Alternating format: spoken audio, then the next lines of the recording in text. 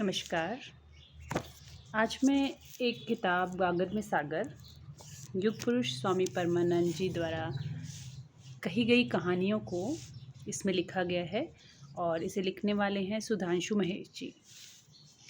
तो सुधांशु महेश जी ने स्वामी जी की कहानियों को अपने लेखनी द्वारा लिखा है और इसमें से एक कहानी है अंतमति सोगति।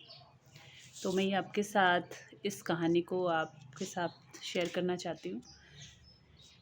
एक नगर में एक बहुत बड़ा व्यापारी रहता था। वह तेल का व्यापार करता था। दिन रात परिश्रम करके वह एक धनाढ्य व्यक्ति बन गया था।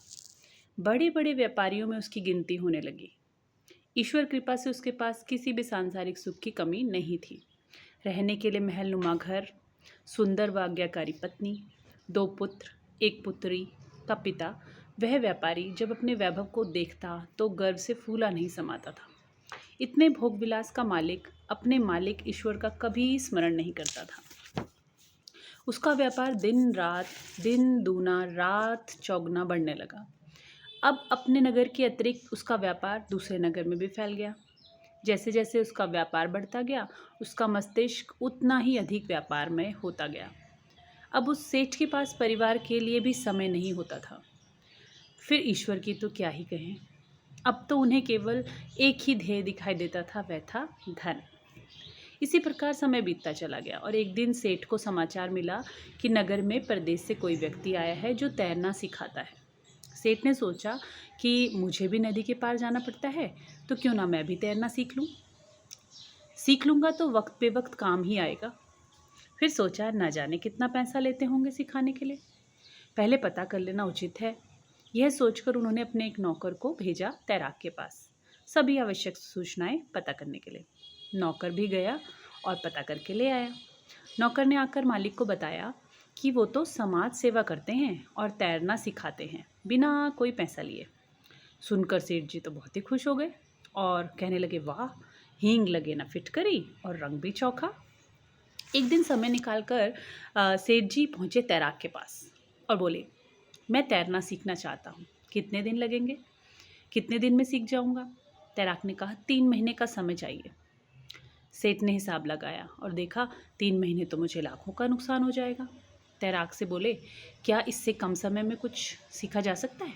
तैराक ने कहा, भली भांति सीखने के लिए तो 3 महीने का समय चाहिए, लेकिन काम चलाने लायक 1 महीने में भी सिखा सकता हूँ। सेठ ने पुनः मन ही मन हिसाब लगाया, फिर भी लाखों का घाटा होने लगा। सोचा और फिर बोले, क्या इससे कम समय में सीखा जा सकता है? तैराक ने फिर कहा, इससे कम समय में सीखना तो मुश्किल है। हाँ, ऐसा कर सकते हैं कि तुम 3 दिन मेरे पास आओ और मैं नदी के किनारे पास में ही पानी में हाथ पैर चलना सिखा दूंगा, श्वास रोकना और लेना आदि सब कुछ सिखा दूंगा। अब सेठ जी को 3 दिन भी अधिक लगने लगे। सोचने लगे, 3 दिन में तो हज़ारों का नुकसान हो जाएगा। तैराकी सीखने के लिए हज़ारों रुपए की हानि उठाना तो कोई बुद्धिमता नहीं है। बोले, कोई ऐसा उपाय बताओ कि जिससे मैं बिना समय दिए तैरना सीख जाऊं। अब तैराक सेठ जी की बात सुनकर बड़ा विचार विमग्न हो गया। उन्होंने सोचने लगा और कुछ क्षण सोचकर उसने सेठ जी को जवाब दिया, आप तैरना सीखना क्यों चाहते हैं? उनसे पूछने लगा। सेठ जी बोले, मैं तेल का व्यापारी हूँ और नदी पार मुझे दूसरे नगर में भी जाना पड़ता है। अब जब दूसरी नगर में जाना पड़ता है नदी के पार, तो मैं नाव से जाता हूँ और ईश्वर न करे कि कभी कुछ दुर्घटना हो जाए तो उस समय तैरना काम आ जाएगा। तैराक ने फिर पूछा, तब तो आपके पास तेल के कनस्तर भी होते होंगे? सेठ जी ने कहा, हाँ, तेल के कनस्तर ही तो लेकर जाता हूँ।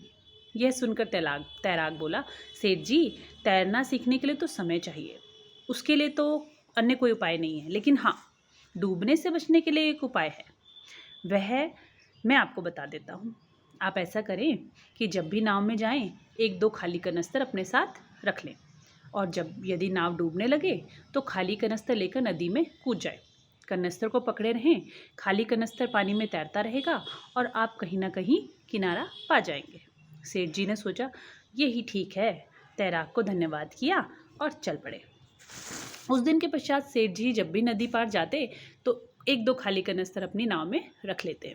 एक दिन अकस्मात नाव डगमगाने लगी। सेठ जी ने देखा नाव में पानी आना शुरू हो गया है। लेकिन उन्होंने अपने मन को ढांढस बताया, चिंता की कोई बात नहीं है, मेरे पास तो खाली कनस्तर हैं, उसे लेकर नदी में कूद जाऊंगा और उसके सहारे किनारे लग जाऊंगा। नाव में पानी बढ़ता गया। अब नाव में पानी बढ़ता देख सेठ जी ने खाली कनस्तर उठाया। तभी उनकी बुद्धि ने धिक्कारा, अरे मूर्ख, खाली कनस्तर का क्या करेगा? तेल से भरा कनस्तर उठा, कम से कम एक कनस्तर तेल तो बच जाएगा।